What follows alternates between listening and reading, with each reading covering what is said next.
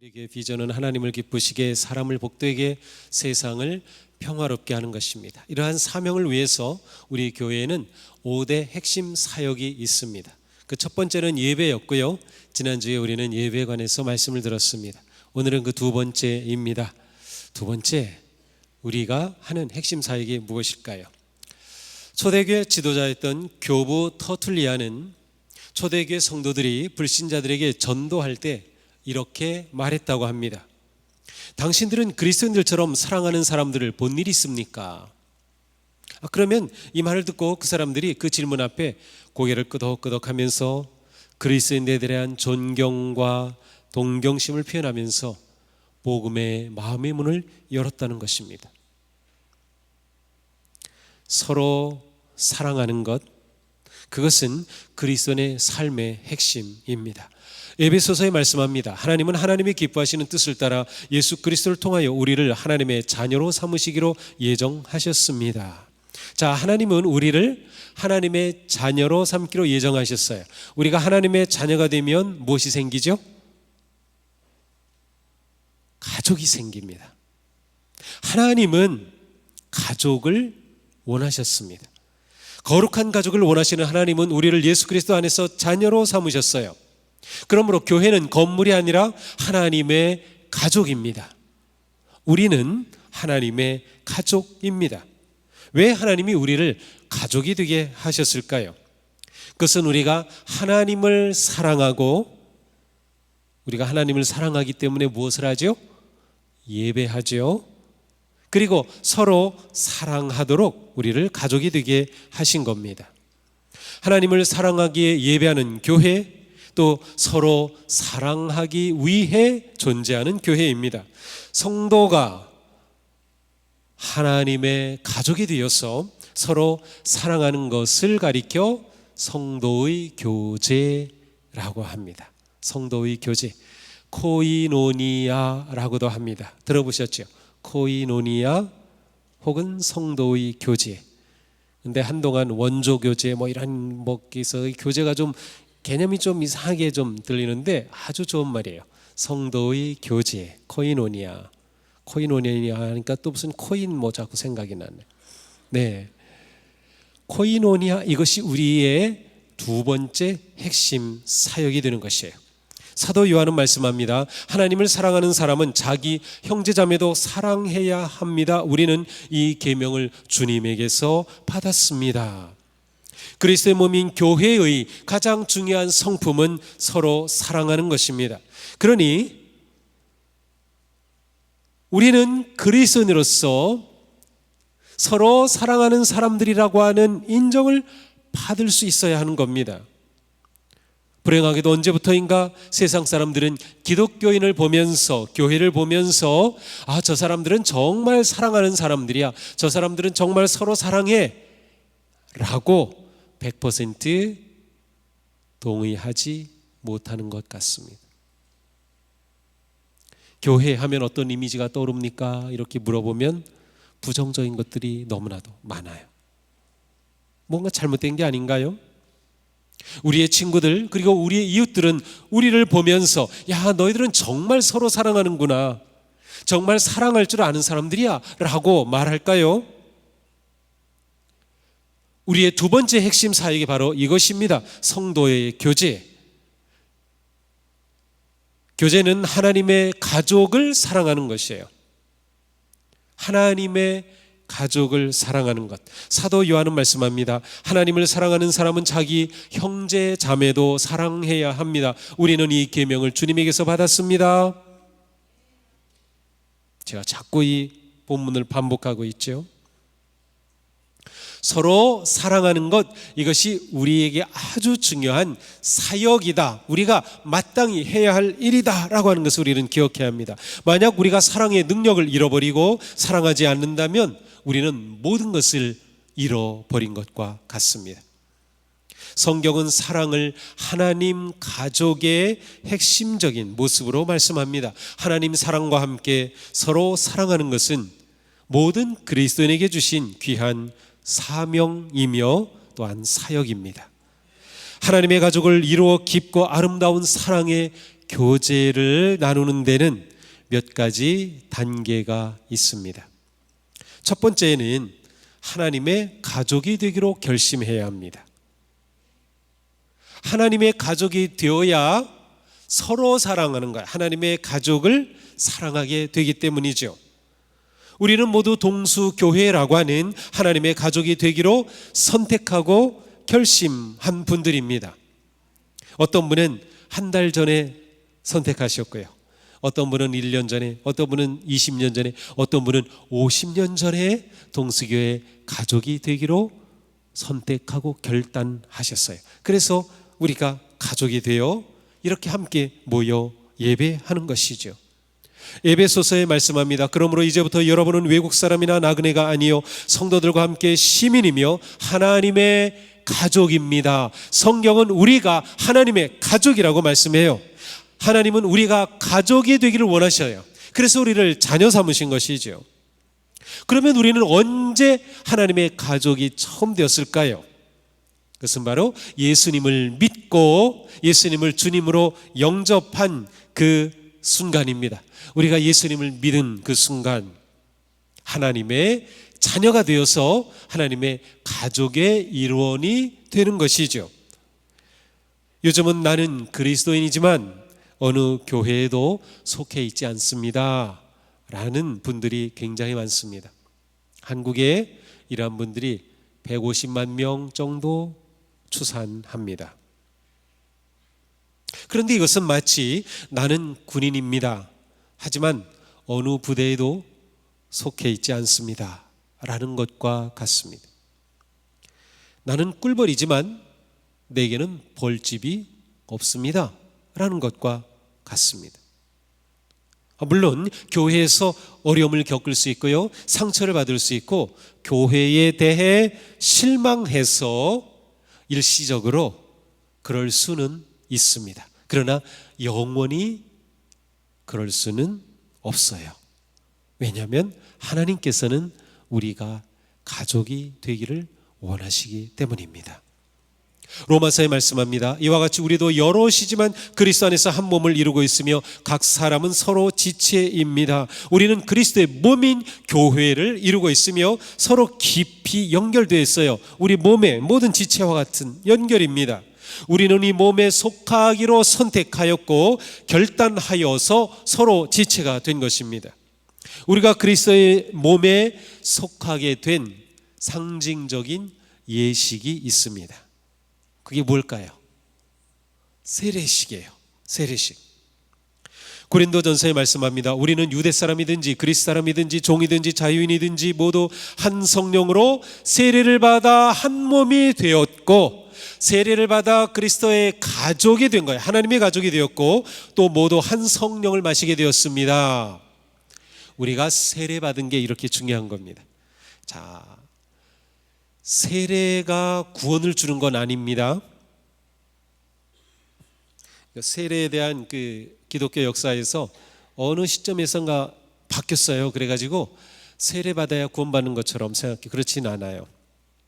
그러나 구원받은 자는 세례를 받을 수 있습니다. 세례는 왜 베푸나? 이 사람이 구원받았다, 하나님의 자녀가 되었다는 것을 그리스도의 몸인 교회가 인정하고 가족으로 받아들이는 것이 세례 예식입니다. 그러니까 세례 예식은 몰래 숨어서 할 수는 없어요. 물론 박해가 심한 무슬림 국가라든지 그런 데서는 숨어서 세례식을 하겠지만 그렇지 않은 모든 세례는 교회 공동체 안에서 하게 돼 있어요. 왜냐하면 가족의 일원이 되는 것이기 때문에 가족이 함께 있어야 합니다. 우리 다 세례를 받았다는 것은 이미 우리는 하나님의 가족이 되기로 결심하였고 가족이 되었다라고 하는 의미이기도 한 것이죠. 그렇습니다. 우리는 세례를 통하여 하나님의 가족이 된 것입니다. 세례가 이렇게 중요한 겁니다. 교회 공동체에서. 그래서 저는 세례식을 할 때 어떻게 하면 우리 공동체가 정말 이 세례 받는 분들을 축하하고 축복하며 우리에게 새 가족이 들어온 거 아니에요? 얼마나 놀라운 일이에요. 정말 축복할 수 있을까? 늘 그러한 생각을 가지고 세례 예식을 준비하고 또한 예식을 진행합니다. 어느 정도 제가 잘한 것 같아요. 왜냐하면 세례식을 하고 나면 꼭 어떤 집사님 권사님이 나 세례 다시 받고 싶어요 그러거든요. 그렇게 감동적인 세례가 필요하다는 것을 보았기 때문이겠죠. 그렇습니다. 우리는 이렇게 결단하여 선택함으로 하나님의 가족이 됩니다. 자, 다음 단계는 무엇일까요? 이렇게 가족이 된 성도는 서로 간의 우정을 키워가야 합니다. 서로 간의 사랑의 관계입니다. 우리는 서로가 이렇게 사랑의 관계를 맺을 수 있도록 모두 하나님의 형상을 지닌 존재로 만들음을 받았어요. 하나님께서 말씀하십니다. 사람이 혼자 있는 것이 좋지 않으니 그를 돕는 사람 곧 그에게 알맞은 짝을 만들어 주겠다. 하나님께서 아담을 지으시고 아담마라고 하는 이 단어는 사람이란 단어입니다. 사람, 아담 같은 단어예요. 하나님이 사람을 지으셨는데 혼자 있는 것이 보기에 안 좋아요. 그래서 짝을 지어주신 겁니다. 이것은 꼭 남자와 여자의 결혼만을 의미하는 것이 아니라 사람 존재 자체를 의미하는 겁니다. 사람은 결코 혼자 있는 것이 좋지 않다라는 것이에요. 그래서 하나님은 서로를 위해 우리를 지으셨어요. 서로를 위해서. 나는 다른 성도를 위해, 다른 성도는 나를 위해 사랑의 관계 안에 지은 것이죠. 그래서 우리에게는 누구나 친구가 필요합니다. 초대교회 성도들은 사도행전 2장에 보니까 모두 함께 지내며 친구가 되었어요. 모든 것을 공동으로 소유하였어요. 가진 것, 물건까지도 같이 나누었습니다. 그 정도로 친했습니다. 우리는 서로 만나지 않고서는 우정을 키워갈 수 없어요. 만나지 않고서 우정이 생길 수 없습니다. 자주 만나서 이야기하고 마음을 나누고 같이 먹기도 하고 하면서 가까워지고 우정이 두터워지게 되는 것이죠. 우정은 결코 저절로 생기지 않는다. 그래서 우리는 우정을 키우기로 마음을 먹고 선택해야 합니다. 코로나19 이후에 우리 사회에 몰아친 현상 중에 하나는 외로움의 사회가 된 것입니다. 외로움의 사회입니다. 이유는 간단하죠. 누군가를 만나는 우정을 위한 시간을 갖지 않게 되었기 때문입니다. 우정을 위해서 함께 만나야 하고 어울려야 하고 그리고 서로 이야기하고 소통해야 되는데 그것이 사라졌어요. 그 대신 SNS가 많이 늘어났죠. 인스타그램, 페이스북, 카톡 여러 가지 많은 것들이 늘어났어요. 그런데 그것이 결코 외로움을 감소시키지 못했습니다. 더욱 놀라운 것은 그러한 활동을 많이 하는 사람일수록 더 외롭다는 통계가 나왔어요. 그리고 요즘 올해 2024년이 되면서 코로나 이후에 새롭게 나타나는 추세는 점점 많은 사람들이 SNS 활동을 중단하기 시작하는 겁니다. 왜요? 처음에는 들어가서 해봤는데 아닌 거를 알게 되는 거예요. 이게 진짜 우정을 만드는 게 아니라는 것을 알게 되는 거예요. 그냥 자기 거 들어와서 보는 사람, 클릭하는 사람들은 그냥 영어로는 워처, 그냥 보는 사람에 불과한 거예요. 관계가 형성이 안 돼요. 아, 이게 의미가 없구나.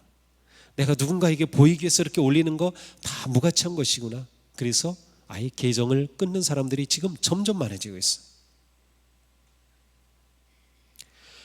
이러한 상황에서 우리가 하나님의 가족이 되었다는 것은 너무나도 중요한 것이에요. 왜냐하면 우리는 하나님의 가족이 되어서 서로 만나고 마음을 나누고 우정을 쌓고 사랑의 교제를 나누는 기쁨이 있기 때문이죠. 우리가 서로 나눌 수 있는 것 너무나도 많습니다. 친구 만나면 뭐 해요? 그냥 이런저런 얘기 다 하죠. 바로 자기의 삶을 이야기하는 겁니다. 네, 그런 것 나누면 돼요. 우리 성도들끼리 서로 만나서 그냥 한 주간 살았는데 이런 일이 있었어. 이래 가지고 난 너무 속상했어. 아니면 이렇게 좋은 일이 있었어 얘기할 수도 있고 자기의 삶의 경험을 나누게 되죠. 잠언에 말씀하죠. 철이 철을 날카롭게 하는 것 같이 사람이 그의 친구의 얼굴을 빛나게 하느니라. 자, 이 말씀 친구의 얼굴이 빛난다는 것을 새번역 쉬움 성경에서는 지혜롭게 된다라고 번역했습니다. 혼자서는 모든 것을 할 수 없어요. 내가 모든 걸 다 경험해서 알 거야. 결코 불가능합니다. 이제는 점점 더 어려워지고 있어요. AI가 대신 내가 필요한 모든 정보는 다 기가 막히게 준비해 줄 수 있지만 경험은 못해요. 그러나 친구와 이야기하면 친구가 경험한 삶을 내가 또 경험하는 거예요. 누군가 간증하고 믿음의 삶의 이야기를 할 때 그 이야기를 함께 나누면서 내가 미처 경험하지 못했지만 그 이야기를 들으면서 우리는 은혜를 받을 수 있고요, 내가 경험한 것과 똑같은 지혜를 얻을 수가 있는 거죠. 우정이 생기면, 사랑의 관계가 생기면 이와 같은 놀라운 일이 일어나요. 지혜로운 인생을 살 수 있게 되는 것이죠.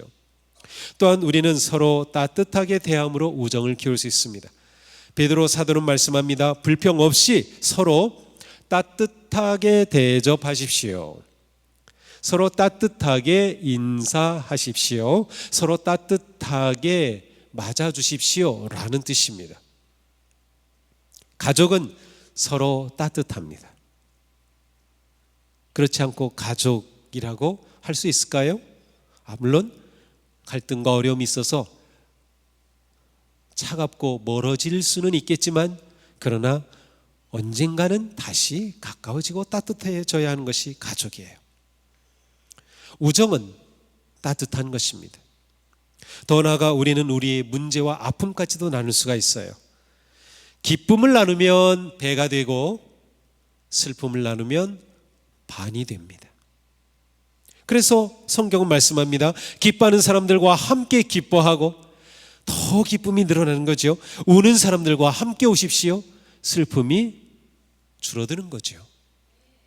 이것이 우리 하나님의 가족이 나누는 사랑의 교제이고 우정의 모습입니다.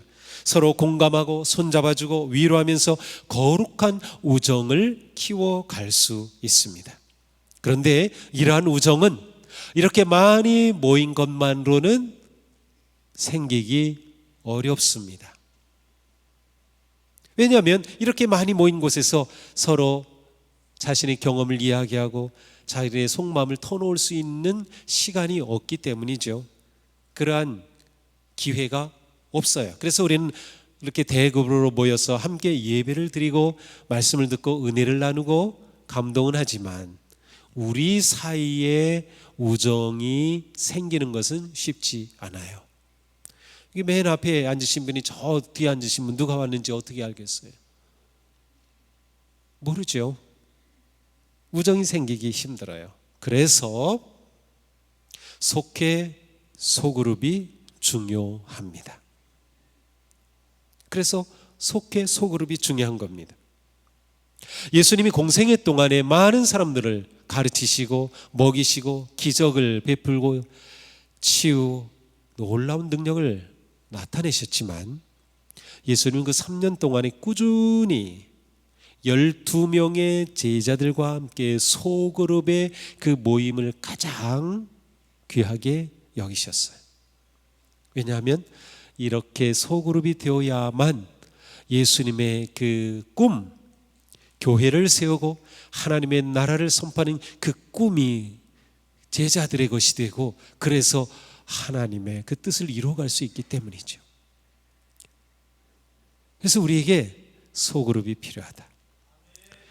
이 소그룹은 속회도 있고 사역팀도 있고 선교회도 있어요. 선교회까지 소그룹이 될 수 있어요.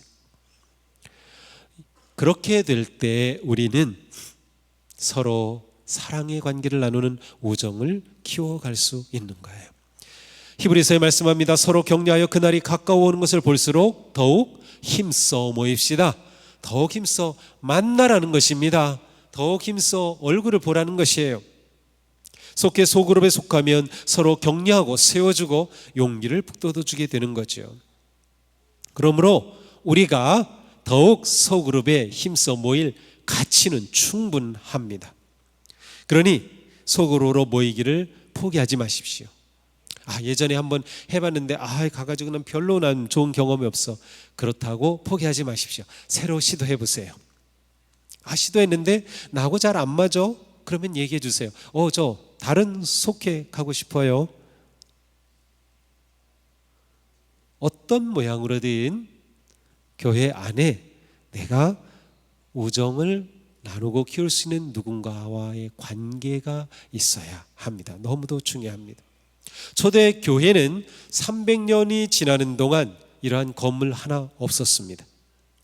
가정에서 모이는 조그만 소그룹 교회였습니다. 그런데 그 300년이 기독교 전체의 역사를 통틀어 가장 부흥하고 성장하고 성숙한 기간이었습니다.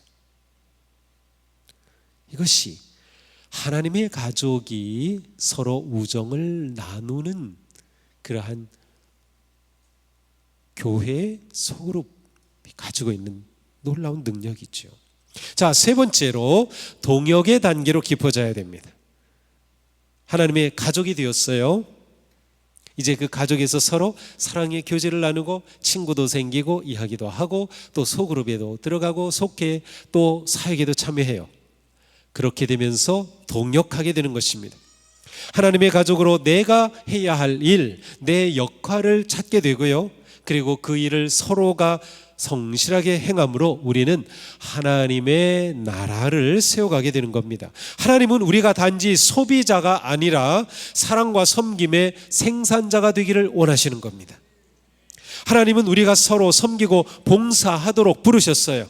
하나님의 가족인 우리에게는 각자 자신의 역할이 있습니다. 해야 할 일이 있습니다. 우리는 이것을 사역이라고 합니다. 우리는 서로 사랑하죠. 하나님을 예배하죠. 마음을 나누고 삶을 나누죠. 그리고 하나님의 일을 함께하게 되는 것이죠. 성경은 우리가 동역자라고 분명히 말씀합니다. 고린도전서 3장 9절입니다. 우리는 하나님의 동역자요, 여러분은 하나님의 밭이며 하나님의 건물입니다. 우리는 이렇게 연결되어 있어요. 떼어놓을 수 없는 관계인 거죠. 하나님의 영광을 위해 하나님의 뜻을 따라 함께 일하는 동역자입니다. 동역자라는 단어와 교제라고 하는 단어는 거의 같이 사용이 되고 있습니다.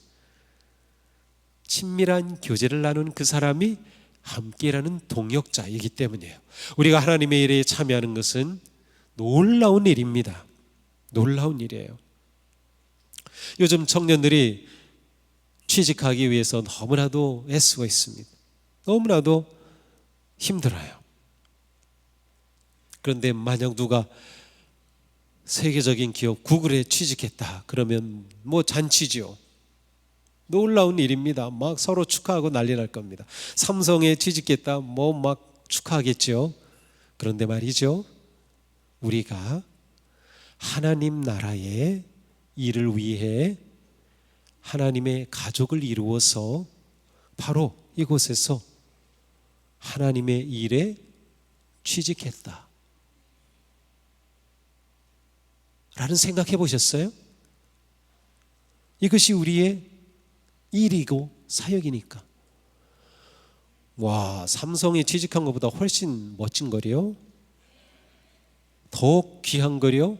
하나님의 나라를 이루어가는 건데요, 하나님의 나라를 건설하는 건데요, 이거보다 더 귀하고 멋진 일이 세상에 어디 있습니까? 그렇습니다. 저는 우리 청년들 가운데 이렇게 예배하고 신앙생활하고 또 교사로 또 여러 가지 사역에서 그렇게 일하는 청년들을 보면 너무나도 귀해요. 그 가운데는 아직 취직 못해가지고 막 그러한 청년들도 있는데, 아니 하나님 나라의 일을 위해서 취직했으니 얼마나 귀하고 아름다워요. 그것을 귀하게 여기는 그 모습이 얼마나 아름다워요. 우리가 마음껏 그들을 축복해주고 격려하고 세워주고, 정말 그들의 인생이 하나님의 가족으로서 아름다운 인생이 되도록 그렇게 해야 될 책임이 우리에게 또한 있는 거죠. 그렇습니다. 에베소서에 말씀합니다. 우리는 온 몸은 머리이신 하나님, 머리이신 그리스도께 속해 있으며 몸에 갖추어져 있는 각 마디를 통하여 연결되고 결합됩니다. 각 지체가 맡은 분량대로 활동함을 따라 몸이 자라나며 사랑 안에서 몸이 건설됩니다. 하나님의 나라가 건설되는 겁니다. 우리가 동역함으로. 그러므로 우리는 하나님의 가족이 되었고, 가족 안에서 사랑의 교제를 나누고 있고, 이제 교제를 나누면서 동역하는 데까지 깊어져야 됩니다. 내가 할 수 있는 것 무엇인가 하나는 꼭 있어요. 무엇인가 있어요. 정말 없다고 하면 저한테 오시면 제가 가르쳐 드릴게요. 이거 하나는 공개적으로 가르쳐 드릴게요. 시간을 내서 시간을 정하고 교회를 위해 기도하실 수 있습니다. 시간이 없어요? 재물이 없어요? 건강이 부족해요? 기도할 수 있죠? 그렇습니다. 할 수 있는 거 분명히 있거든요. 하다못해 이 자리에 앉아 계신 것만도 너무도 귀한 일입니다. 그렇게 앉아 계심이 우리가 거룩한 공동체가 되게 하는데 자기의 역할을 잘 이루어가는 것이기 때문이죠. 자, 이렇게 하여서 우리는 그 다음 단계로 갑니다. 네 번째 단계는 우리는 마침내 하나님의 찐 가족이 됩니다. 진짜 하나님의 가족인 거예요. 진짜 온전한 가족이 되어가는 것입니다. 하나님이 기대하시는 가장 아름답고 거룩한 사랑의 교제가 우리 안에서 온전히 이루어지는 거죠. 우리가 진정한 하나님의 가족이 되면 육체적 혈연보다 더 진한 가족이 될 수도 있어요. 우리가 서로를 형제 자매로 사랑할 수 있습니다. 우리는 가족과 같은 관계가 아니라 가족입니다. 우리 교회는 가족 같은 교회가 아니라 가족입니다. 우리의 사랑은 예수님의 사랑을 닮은 사랑이기 때문이죠. 요한일서에 말씀합니다. 그리스도께서 우리를 위하여 자기 목숨을 버리셨습니다. 이것으로 우리가 사랑을 알게 되었습니다. 그러므로 우리도 형제자매를 위하여 목숨을 버리는 것이 마땅합니다. 형제자매를 위해 목숨까지 버릴 수 있다고요? 이거보다 더 진한 가족이 어디 있겠습니까? 우리 인생의 목적은 업적을 남기는 것이 아니라 하나님을 사랑하고 이웃을 사랑하는 것입니다. 이웃을 사랑하고 하나님을 사랑하는 그것이 우리에게는 업적입니다. 우리는 서로 사랑함으로 하나님의 자녀임을 세상에 드러내며 예수님의 제자임을 증거하게 됩니다. 예수님은 말씀하셨어요. 같이 읽어보겠습니다. 새 계명을 너희에게 주노니 서로 사랑하라. 내가 너희를 사랑한 것 같이 너희도 서로 사랑하라. 너희가 서로 사랑하면 이로써 모든 사람이 너희가 내 제자인 줄 알리라. 아멘. 아멘. 찐 가족이 된 거죠. 사도 요한도 말씀합니다. 의를 행하지 않은 사람과 자기 형제 자매를 사랑하지 않는 사람은 누구나 하나님에게서 난 사람이 아닙니다. 그래서 교회에서는 우리가 부를 때 뭐로 불러요? 형제님, 자매님 이렇게 많이 부르잖아요. 형제자매라고 부르기 시작한 거는 1900년대 후반, 70년대 후반 정도부터 그게 나오기 시작했어요. 한국에서 CCC 캠퍼스 그 선교 사역이 이렇게 진행되면서 그 안에서 청년들끼리 형제님, 자매님 막 그랬거든요. 그러면서 이게 교회에도 들어왔는데 처음에는 되게 어색했어요. 뭐 지가 뭐 형제고 지가 뭐 자매야 막. 그런데 그게 진짜 우리를 표현하는 성경적인 그런 호칭이에요. 형제이고 자매인 거죠. 믿으세요? 그럼 한번 해보세요. 옆에 있는 분들 보고 남자분이면 형제님, 여자분이면 자매님 하면서 자매님 사랑합니다. 형제님 사랑합니다. 네, 그래요. 그렇죠. 좋죠. 네, 그래요. 나이가 좀 많아 보이면 오빠 불러도 돼요. 요즘은 좀 약간 그렇긴 한데 또 오빠. 네. 아니면 언니 해도 괜찮고. 저보고 오빠라고 하려고요? 네, 이 자리에서 딱 한 명만 저를 오빠라고 부를 수 있어요. 그런데 그리스도의 사랑 안에서 여러분 자매님들이 저를 오빠라고 불러도 괜찮습니다. 네, 제가 불러드릴게요. 누님, 뭐 이렇게. 네. 우리는 형제자매입니다. 형제자매예요. 네, 우리 어르신 장로님들 저의 형님이시기도 합니다. 그렇습니다. 우리는 그리스도 안에서 가족이다. 이것이 성경의 표현 아닙니까? 자, 우리가 이 땅에 살면서 얻을 수 있는 가장 큰 특권은 하나님의 자녀가 되는 특권, 그래서 하나님의 가족이 되는 특권입니다. 그리고 하나님의 가족인 교회는 사랑을 배우고 나누는 것이죠. 안타깝게도 많은 사람들이 사랑할 줄을 모릅니다. 사랑할 줄을 몰라요. 가장 큰 이유는 사랑을 받아보지 못해서입니다. 그러나 하나님은 우리에게 예수 그리스도를 통하여 사랑을 가르쳐 주셨습니다. 이 사랑을 경험하고 베풀며 나누는 것이 하나님의 가족인 교회입니다. 그래서 이것이 우리의 중요한 사역이 되는 것이에요. 그러니 우리 교회에 있는 모든 성도님들은 나에겐 가족이 있어 라고 확신하셔야 됩니다. 우리 어르신들 자녀들이 다 멀리 떨어 있고 혼자 사신다고요? 우리는 가족입니다. 예. 가족이 있어요. 그래서 저는 우리 교회 모든 성도들이 서로에게 그와 같은 마음으로 우리 어르신들을 볼 때 진짜 내 어머니처럼 그렇게 대하고 그렇게 맞이하고, 또 우리 어르신들은 젊은 사람들을 볼 때 내 자녀처럼 그렇게 생각하고 축복해주고, 그러한 관계가 되면 우리 아름다운 가족, 진짜 가족이 되는 것이죠. 사랑하는 성도 여러분, 하나님의 가족이 되기로 결단하십시오. 아직 세례를 받지 않으신 분들 계십니까? 주님을 영접하고 세례로 한 가족이 되시기를 축복합니다. 성도의 사랑의 교제로 믿음의 우정을 키우시기 바랍니다. 하나님이 주신 은사와 능력으로 하나님 나라의 일의 동역자가 되시기를 바랍니다. 주님의 말씀에 순종하여 서로 뜨겁게 사랑하는 하나님의 진정한 가족으로 성장하기를 축복합니다. 하나님 사랑과 이웃 사랑을 내 인생의 최고의 우선순위로 삼으십시오. 사랑이 우리의 삶의 최고의 목적이 되어야 합니다. 성경에 말씀합니다. 사랑을 추구하십시오. 이 말씀은 사랑을 내 인생의 목표로 삼으라는 뜻입니다. 사도 바울은 말씀했어요. 예언하는 능력이 있고 모든 비밀과 모든 지식을 가지고 있고 산을 옮길 만한 엄청난 믿음을 가지고 있을지라도 사랑이 없으면 아무것도 아닙니다. 사랑이 없으면 인생 헛것입니다. 그러니 우리 인생에서 가장 중요한 것은 사랑의 관계입니다. 우리 동수교의 믿음의 가족들은 하나님을 사랑하고 서로 사랑하는 일에 전심을 다하기를 바랍니다. 열심히 사랑하십시오. 사랑하는 삶에는 반드시 성공하셔야 됩니다. 사랑하는 삶에 실패하지 마십시오. 중요한 것은 성취가 아니에요. 업적이 아니라 사랑이다. 마더 테레사가 이런 말을 했습니다. 무엇을 하느냐가 중요한 게 아니고 그 일에 얼마만큼 사랑을 쏟았는지가 중요하다.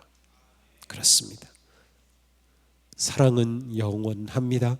그런즉 믿음, 소망, 사랑이 세 가지는 항상 있을 것인데 그 중에 제일은 사랑이라. 우리의 이 사랑은 천국에까지도 계속 이어집니다. 영원한 것이에요. 우리의 인생 마지막에 주님은 우리에게 물으실 겁니다. 내가 사랑했느냐? 내가 여기 내 형제 중에 지극히 작은 자 하나에게 한 것이 무엇이냐? 이것이 주님의 물음입니다. 바로 사랑을 물으시는 거죠. 그러기에 사도 요한은 간곡하게 부탁합니다. 자녀 여러분, 우리가 말이나 혀로만 사랑하지 말고 행동과 진실함으로 사랑합시다.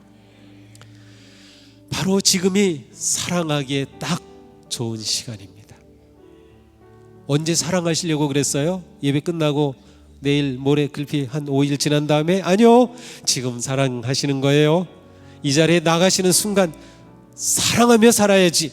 그리고 바로 옆에 있는 분 손 꽉 잡아주고 반갑게 인사하고 축복하고, 여보 사랑해, 야 사랑해, 너무 고마워, 권사님 너무 반가워요, 건강하셔요, 사랑합니다, 축복합니다. 축복합니다.